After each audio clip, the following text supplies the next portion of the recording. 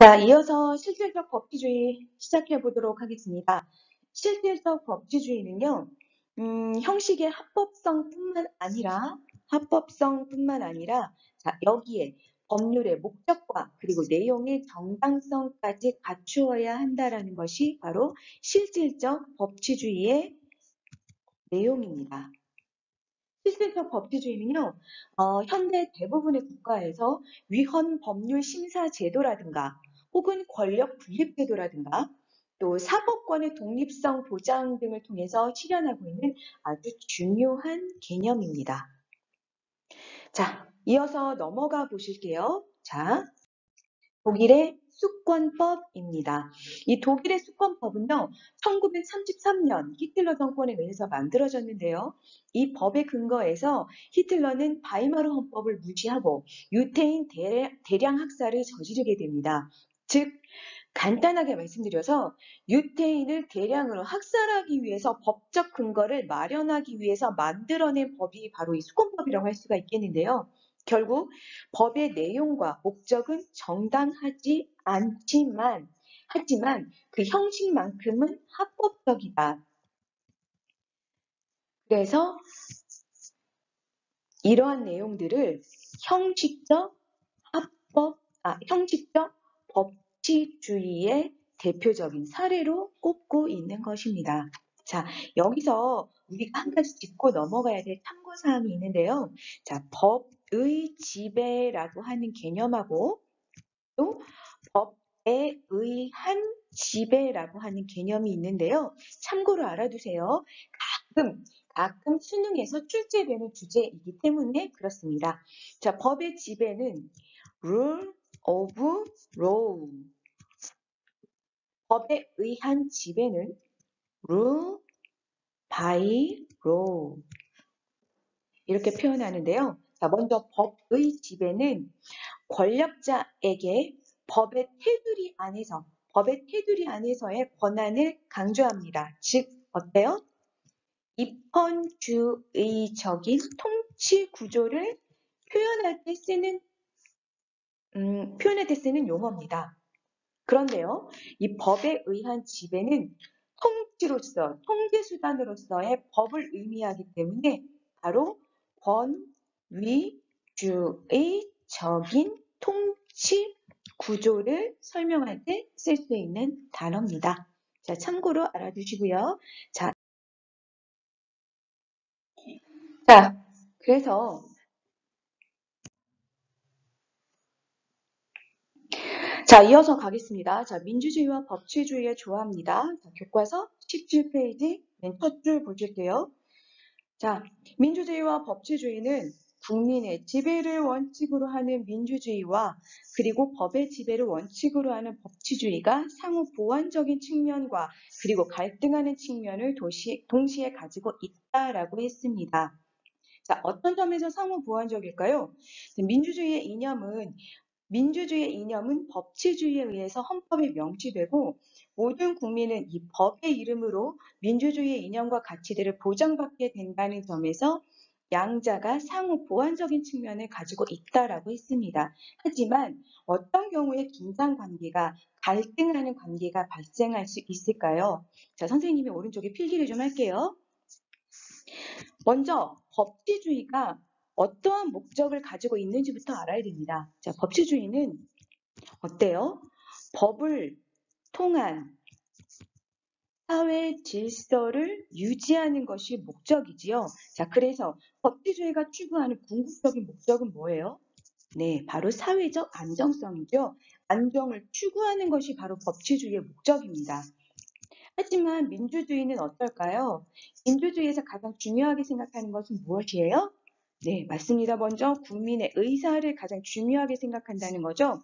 자, 국민의 의사에 따라서 민주주의가 이루어지기 때문에 민주주의가 가장 중요하게 생각하는 건 무엇일까요? 국민의 의사가 바로 역동적으로 변화하는 것을 계속 정치에 반영하는 것이 궁극적인 목적이라는 겁니다. 그래서 민주주의는 어때요? 늘 끊임없이 변화할 수 있다라는 점을 내포하고 있습니다. 따라서 법치주의와 민주주의 사이에는 이러한 성격의 차이 때문에 가끔 긴장 관계가 발생할 수 있다라고 하고 보고 있는데요. 자, 법치에 대한 지나친 의존을 하게 되면 국민의 변화를 외면하게 될 테고, 이럴 경우에는 어때요? 사회가 경직되게 됩니다. 그렇다고 해서 또 반대로 국민의 지나친 요구만 강조하다 보면 그러면 어때요? 법적인 안정성이 무시될 수가 있겠죠. 자, 그러면 어떨까요? 바로 사회 질서가 심각하게 훼손될 수가 있겠죠. 자, 그래서 이 법치주의와 민주주의 사이에 긴장 관계가 발생할 때는 이렇게 어느 한쪽으로 지나치게 치우치기보다는요, 조화와 공존하는 자세를 필요로 하게 된다라는 것입니다. 자, 교과서 17페이지 활동 보겠습니다. 중요한 내용이니까 꼼꼼하게 읽어보시길 바랄게요. 자, 먼저 지문을 보도록 하겠습니다. 민주주의와 법의 지배는 서로 다른 제도적 관계에서 구현된다. 민주주의는 서로 선거제도, 정부, 입법부와 관계가 있다. 법은 법원이나 법률가들을 통해 작용한다. 라고 했고, 두 번째 단락에서 민주주의와 법은 일상적인 긴장 이상의 긴장이 존재할 가능성이 높다. 우리 앞서서 살펴봤던 바로 그 내용입니다. 자, 1번 문제 보실게요. 자료를 토대로 우리 사회에서 민주주의와 법치주의가 구현된 사례를 찾아보자 라고 했습니다. 법적 안정성을 추구하면서 국민의 요구를 받드는 제도. 자, 법치주의에서 중요하게 생각하는 건 뭐라고요? 법적 안정성이라고 했고요. 자, 민주주의에서 중요하게 생각하는 건 뭐예요? 국민의 요구라고 했습니다. 자, 그렇다면 이 법적 안정성과 국민의 요구를 동시에 받드는 제도, 우리나라에서 대표적으로 국민 대심원 제도라고 볼 수가 있겠습니다. 자, 교과서 넘겨서 18페이지 보실게요. 민주주의와 법치주의의 발전 과정에서 만들어진 역사적인 문서들입니다. 중요한 문서들이니까 반드시 읽어보시기를 바라겠고요. 각각의 문서 안에서 강조하고 있는 정신과 그 이념들을 챙겨보시기 바랍니다. 자, 먼저 영국의 명예혁명은요, 권리 장전을 통해서 입헌주의, 바로 입헌주의의 원리를 확립했고, 그리고 오른쪽 두 번째에 있는 미국의 독립혁명은요, 그 혁명의 결과로서 최초의 민주공화국을 탄생시켰습니다. 그러면서 이 독립선언서를 통해서 시민의 저항권과 그리고 국민 주권의 원리를 인정하였지요. 국민의 주권에 근거해서 만들어진 정부. 이 부분이 국민 주권의 원리이고요. 또 목적에 어긋날 경우 국민은 새로운 정부를 조직할 수 있는 권리를 가진다. 새로운 정부를 구성할 수 있는 권리가 국민에게 있다. 자, 이 부분이 바로 저항권의 정신을 담고 있습니다. 저항권 하면 생각나는 학자 누구죠? 네, 로크죠? 네, 로크의 사회계약설이죠. 자, 프랑스 인권선언문에서는 모든 사람의 자유롭고 평등한 권리를 그 어느 문서보다도 강하게 천명하고 있습니다. 자, 프랑스 인권선언문에서는 그 어떤 문서보다도 자유와 평등을 강조하고 있고요. 우리 교과서에서는 빠져 있는데 이 프랑스 인권선언문 제3조의 내용이 주권은 국민에게 있다입니다. 우리 교과서에서는 3조가 딱 빠져 있죠. 아주 강하게 이 3조에서 아주 강하게 국민 주권의 원리를 담고 있지요. 자, 그리고 제2조 모든 정치적 결사의 목적은 자유, 재산, 안전, 그리고 압제에 대한 저항 나왔습니다. 저항 무엇이죠? 네, 바로 저항권의 정신입니다. 아주 강하게 담고 있지요. 문서에서 대놓고 담고 있습니다. 기억해 두시길 바라겠습니다. 이제 교과서 19페이지입니다. 빈칸에 들어갈 알맞은 용어를 써보실게요. 1번. 이것은 국가 또는 집단 수준에서 나타나는 사회적 갈등과 대립을 조정해서 합의에 이르게 하는 과정을 의미한다. 뭘까요? 네, 바로 정치이지요. 정치, 선생님이 잘못 썼네요. 다시 쓸게요. 정치. 자, 2번입니다.